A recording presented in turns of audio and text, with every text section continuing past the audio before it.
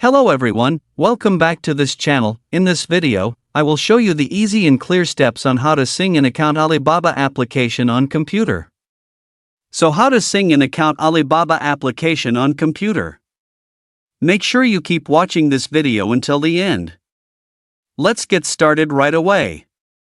Firstly, just go to the Alibaba application on your computer or laptop. And this is the initial display on Alibaba. Just move the cursor to the top right of the screen. There are many choices. Tap the sign in icon.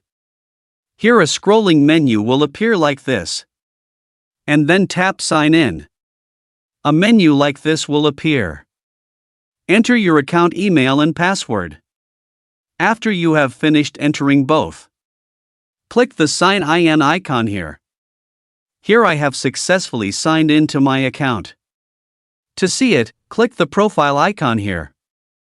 So that's it, tutorial how to sync an account Alibaba application on computer. Thank you for watching. I hope this video is useful. See you in the next video.